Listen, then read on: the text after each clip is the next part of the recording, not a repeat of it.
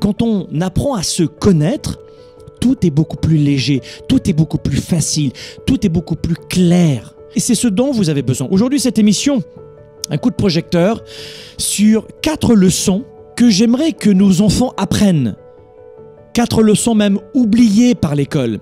L'école nous apprend à apprendre. L'école nous apprend un peu ces frustrations liées à l'enseignement, au cadre, à la société. Mais l'école a oublié énormément de leçons.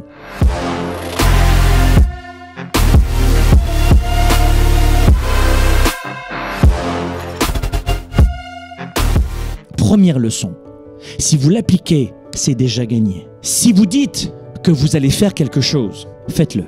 Ça, c'est quelque chose qu'on a oublié à l'école. 80% de la réussite dans la vie d'un homme et d'une femme, affaires, carrière, relations, émotions, santé, bien-être, confiance, 80% c'est de la psychologie. À l'école, vous avez quoi en psychologie? Que dalle. La première leçon, c'est quand vous dites que vous faites quelque chose, faites-le. La plupart des gens n'apprennent pas ça à l'école ou dans leur éducation principale. Moi, vous l'avez compris, je fais partie de ces leaders qui pensent que l'éducation des parents est plus importante que l'école.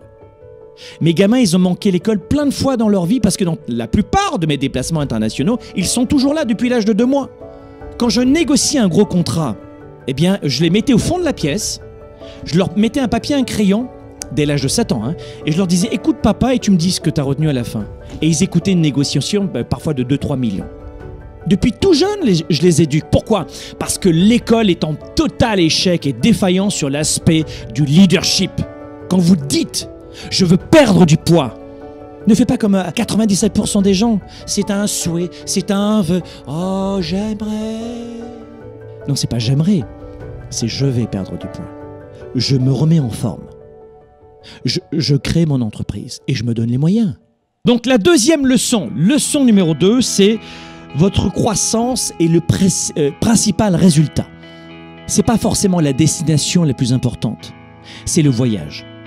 C'est la personne que tu deviens durant ce voyage qui est la plus importante.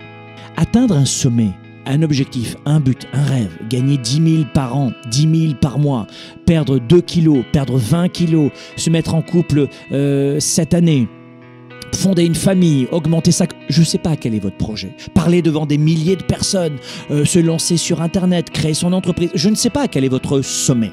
Eh bien, c'est la personne que vous devenez pendant que vous gravissez ce sommet qui est la plus importante. C'est ce que vous devenez qui est le plus important. Donc prenez le temps parce que une fois que tu as atteint ton sommet, tu vas dire « Ouais,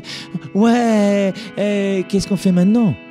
L'objectif, il est important, mais ce n'est pas lui le plus important. C'est la personne que vous devenez en vous dépassant, en apprenant. Je veux atteindre cet objectif, je veux courir, je veux pouvoir faire ce marathon ou ce semi-marathon. Eh bien, c'est la personne que tu deviens tous les jours. Tu vas te lever tôt, tu vas avoir cette rigueur, cette discipline de courir tous les jours ou tous les 2 jours.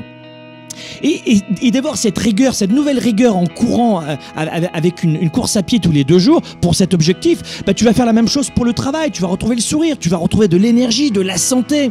Donc ça va transpirer dans tous les départements de ta vie. C'est la personne que tu deviens grâce à cet objectif. Leçon numéro 3, c'est de vous souvenir de votre pourquoi. Pourquoi vous faites les choses. À partir du moment où tu te rappelles pour quelle raison tu t'es mis en couple avec cette personne, tu vas pas te réveiller demain matin ou dans 5 ans en la regardant en disant « Qu'est-ce que je fous ici ?»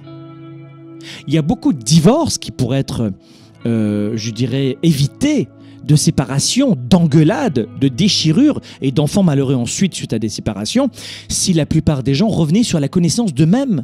Quand on ne se connaît pas, on déteste l'autre. Quand on ne se connaît pas, on est inéluctablement une victime. Beaucoup de gens éviteraient de se séparer s'ils savaient pour quelles raisons ils se sont mis en couple et ce que ça leur a apporté au début. Alors après, il y a des gens qui sont négatifs, qui ne changent pas et vous changez, ou qui changent et vous ne changez pas. Donc bien sûr, il y a des moments où ça ne fonctionne plus, ça ne marche plus dans le couple. Mais beaucoup de gens oublient le pourquoi. Dans un travail, c'est la même chose. Je veux ce travail, et au bout de 6 mois, ils vont dire je ne suis pas bien dans cette entreprise, il y a ça qui ne va pas. Et pourtant, ils ont la totale. Donc c'est important de vous dire, ok, je connais mon pourquoi. Mais quand vous ne savez pas qui vous êtes inéluctablement une victime. C'est aussi simple que ça. Quand on ne se connaît pas, on ne peut pas comprendre les autres et savoir ce qu'on leur renvoie auprès des autres. Quelqu'un qui ne se connaît pas ne peut pas grandir et croître. Et numéro 4, il faut faire des choses difficiles pour accomplir des choses difficiles. Voilà. Vous ne pourrez pas avoir, je dirais, cette capacité d'avoir une meilleure santé si tu ne fais pas d'immenses efforts. Parce que c'est dur, ça fait mal au ventre les rages de sucre. C'est dur, on est seul devant le frigidaire, on est fatigué et zut, on craque. Qui vous a dit que c'était facile la vie? La vie est belle, mais elle est difficile. Plus tu vas chercher à faire des choses faciles, et moins tu pourras changer ta vie, modifier ta vie. Ce n'est pas vrai que quand on a 50 kilos de trop et qu'on veut les perdre, c'est pas vrai que ça va être facile. C'est pas vrai que c'est facile de toujours oxygéner notre couple. Moi, je suis marié depuis plus de 20 ans. Est-ce que c'est tous les jours facile, on se lève et c'est facile? Non, il faut travailler dans son couple, il faut s'investir dans son couple, il faut donner de l'énergie dans son couple. Est-ce que c'est facile d'être un papa ou d'être une maman? Ben moi, j'ai 2 ados, croyez-moi, c'est ha-ha! Ils voient pas le coach, hein, ils voient le papa. Donc, il faut toujours, en permanence, faire des efforts. Mais si la vie était facile, ça se saurait.